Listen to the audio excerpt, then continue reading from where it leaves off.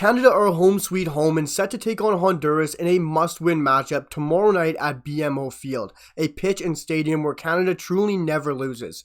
But of course, Canada don't have to exactly win this match to move on to the Concacaf Nations League Final Four. They can draw this as well and still advance into the Final Four. But ultimately, Canada has to go out there and win this match. It's a huge chance for Canada and the CanMNT to go out there and prove themselves that they are still one of the top dogs within CONCACAF.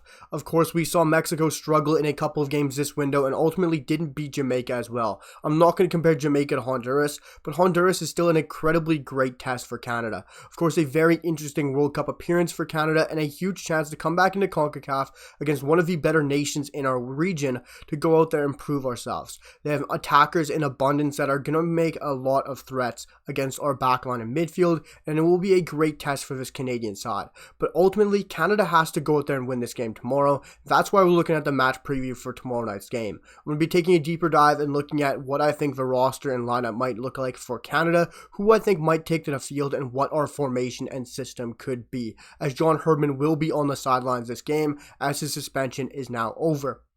And it's a very interesting thing, as this is a very good side of thing, CONCACAF, who currently sit in 81st place in the FIFA World Rankings in Honduras. But ultimately, if you look at that Honduras side, guys, they have some brilliant players, and especially some attackers in abundance. You just look at their front three and their forwards. Of course, you have Romel Kyoto, the CF Montreal man, who all Canadian fans truly know of, if you've seen any MLS at all. You have the likes of Albert Ellis, who applies his trade of in-league for Stade Brestois, as well as Anthony Lozano up top, a very good striker, plays for Cadiz in La Liga, just like Kyle Larin, and it's a great side that Honduras has going forward. And those three forwards should pose a big threat against the Canadian side, especially the midfield and the back line, who are really a newer system that John Herdman has applied. Like I said, that three-man midfield, with of course the back three, which is a newer back three. Of course, no Steven Vittoria, no Kamal Miller.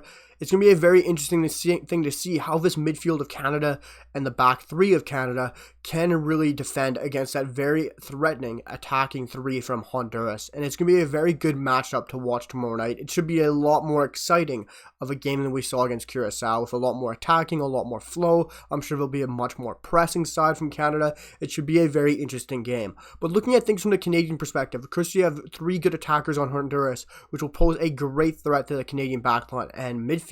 You just got to look at the Canadian back three right now.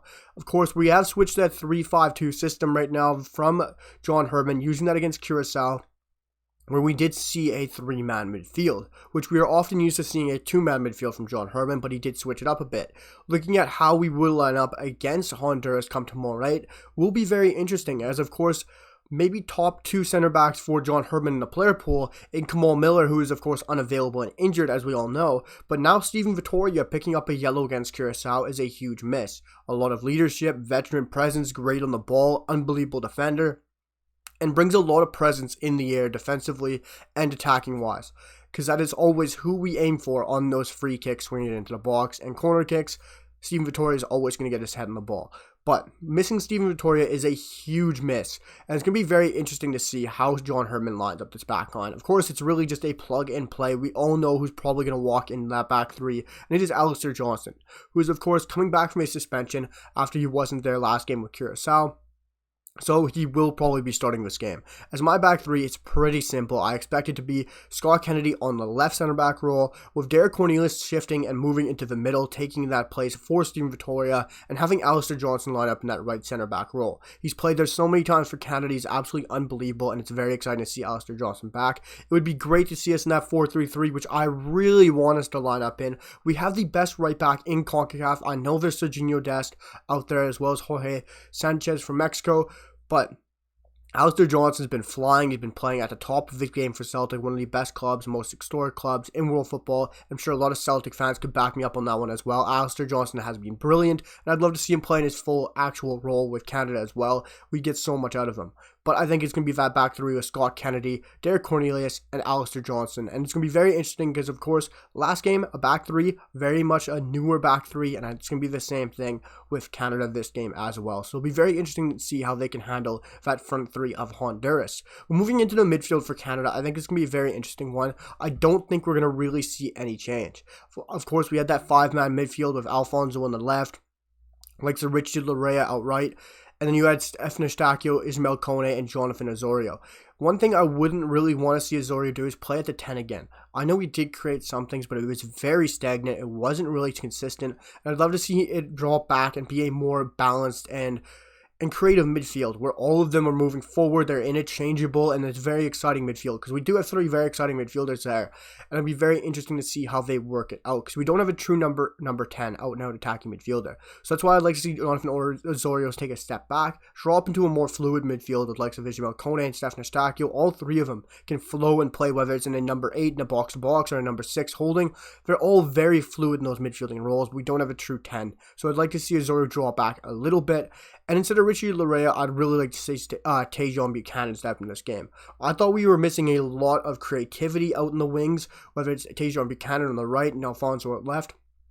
I felt like we were missing that extra step of creativity. I think Tajon Buchanan is... Well, he was, of course, being arrested in that Curacao game after he had that knock at Club Brugge, and he was going to come back for Canada, and it looked like, of course, we were resting for this Honduras game. So I think we will plug in Tajon Buchanan on that right side, or else Richie Larea will start, and we'll sub in Tajon Buchanan at some point, probably around the 45th to 50th minute, which I think would be a great time to bring on Tajon Buchanan.